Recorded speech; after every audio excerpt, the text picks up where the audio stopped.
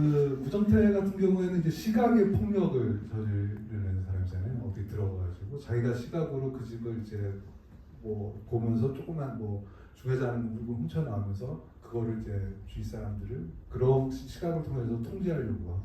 그래서 이제 그 한소라가 마지막에 눈을 이제 찌르려고 하는 게 직접적으로 이렇게 보여주시려고 이제 했던 거죠. 네, 맞습니다. 원래는 훨씬 더 좀 직접적이었었는데요. 그러니까 원래는 시나리오 때는 그 구정태가 눈을 세척하는 그런 아이봉 이런 걸로 눈을 세척하는 씬에서 시작을 하는 시나리오였어요. 그래서 실제로 찍기도 했고 그 변요한 배우께서 아주 현란한 그 눈 씻김을 연기하시기도 했는데요.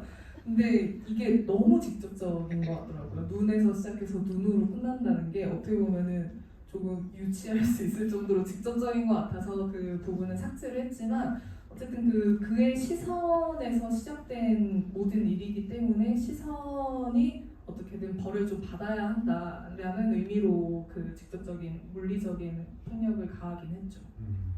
참고로 말씀드리자면 이제 영국 전설 중에 그 피핑톰이라는 게 있어요. 그 어느 영주가 이제 세금을 너무 많이 부과해서 백성들이 불만이 있으니까 그 영주의 부인인 고다이바라는 부인이 세금 좀 깎아달라 그러면 영주가 그러면 당신이 백성들을 위한 마음을 나한테 증명해달라 그래서 알몸으로 마을 한 바퀴 돌아라 그렇게 이제 얘기를 하는데 그렇게 하기로 해서 뭔가 마을 사람들이 문을 다 닫기라고 안 보기를 하는데 그 말을 타고 알몸으로 이렇게 돌아다니는데 톰이라는 사람만 그걸 이제 보다가 장님이 되거든요.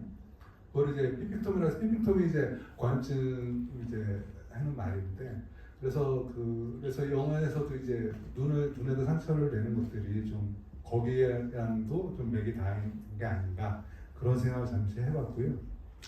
아무래도 이 영화 같은 경우에는 이제 스토킹 얘기를 안 할 수가 없잖아요. 구정태는 직접적으로 하는 건 아니지만 좀 어떻게 보면 넓은 의미의 구정태도 스토킹이고 이종학 같은 경우에는 이제 온라인에서만 하다가 벌금 몇 번 낸 정도에 그것도 이제 엄격하게 말하면 스토킹인 거죠. 그래서 이런 스토커들 과거에 비해서 더 계속 많아지는 추세인 건지 이 영화에서 이제 묘사된 것들이 좀 어느 정도 현실과 좀 적절한지. 스토커는 언제나 존재했죠. 다만 스토킹 행위 처벌법이 제정되기 이전에는 비난만 받아왔고 그래서 얼마나 존재하는지도 몰랐습니다. 그리고 피해자와 피해자 주변 인물이나 스토킹의 위험성을 아시는 분을 제외하면 그게 뭐 어쨌다고 너 인기 있다고 자랑하는 거야? 라고 오히려 피해자를 비난하는 시선들이 많아서 스토킹 피해자가 자신의 피해를 누구에게 호소는 못했었어요.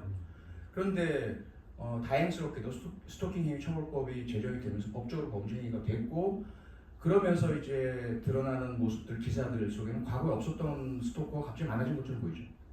늘 언제나 존재해 왔어요. 다만 숫자적으로 얼마나 늘었는지 줄었는지 우리는 알 수 없죠. 다만 이종학 같은 경우는 전형적인 스토커고요. 스토킹의 근본 이유, 동기는 집착입니다. 특정한 대상에게 obsession, 집착이 생기는 거죠. 그 중에 상당수는 애정 집착, love obsession, 혹은 상대방과 전혀 상관이 없는데 자기 혼자만 상대방이 나랑 전생의 연이 이어진 사람이 약간 혼자만 망상을 가진 거 애정 망상 집착 스토킹이라고 하고요. 일부는 애정이 아닌 단순 집착 스토킹도 있어요. 직장 상사가 자기에게 불이익을 줬다라고 혼자서 생각을 하고 그 직장 상사를 끊임없이 쫓아다니고 괴롭혔던 사건도 있었어요. 이종학은 전형적인 애정 망상 집착형 스토커죠. 그런데 구정태 같은 경우는 좀 다릅니다. 특정 대상에게 집착은 보이지 않죠. 네. 그런데 오히려 장소에 대한 집착이죠. 내가 키를 가지고 있고 부동산 중개사로서 빈 집이나 혹은 살고 있는 집인데 그가 없을 때 언제든지 들어갈 수 있는 권리를 가진 그곳을 스토킹에 들어가고 대상자에 대한 사적 정보를 얻어내고 사진을 찍고 이렇게 자기가 소유한 것처럼 느끼죠. 그의 스토킹 행위는 조금은 전형적인 스토킹과는 다른 형태로 이루어지고 있다. 뭐 이렇게 볼 수 있을 것 같습니다. 네, 알겠습니다. 오늘 교수님 설명 들으니까 아주 이쪽 분야에 대해서 우리 모두가 다 전문가가 된 것 같은 그런 느낌이 들고요. 감독님께 여쭤보도록 하겠습니다. 한솔아가 감옥에서 이런 말하죠. 기자랑 이제 인터뷰하고 그러면서 남의 불행을 보면서 상대적으로 우월감을 취해보려는 한심한 것들이 바로 인간이라니까 그런 말을 하잖아요. 그래서 이 영화는 경쾌한 스릴러로 진행되지만 감독님께서 좀 어떻게 보면 인간 본성 여러 가지 측면들을 다루려고 거기에 좀 목적이 있었던 것 같다는 그런 생각도 좀 들더라고요. 그 제가 보는 인간관이 그렇다는 건 절대 아니고요.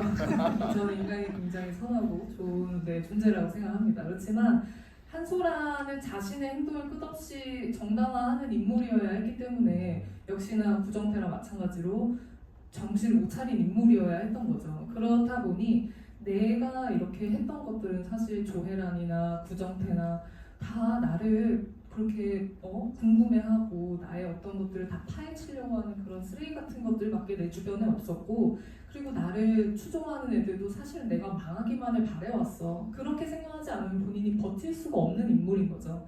계속해서 자기를 인간은 그런 존재들이야, 내 주변에 있는 인간들은 그런 다 쓰레기 같은 것들이었기 때문에 나는 불쌍했고 누군가를 죽여야 했고 그렇게 할 수밖에 없었던 나의 상황이 너무나 안쓰러웠어 라고 계속 합리화를 해야 했기 때문에 끝까지도 그런 말을 하게 된 거죠. 감독 이게 그 한소라의 케이스가 아니라 이게 전 세계 모든 인간들이 갖고 있는 하나의 그 특징인데, 독일어로 이거를 샤덴 프로이데라 그래요. 샤덴이 이제 피해고 프로이데는 이제 기쁨이라는 거죠. 남의 피해를 보고 이제 기뻐하는 마음. 한국어로는 쌤통이라고 합니다. 네. 아 진짜요?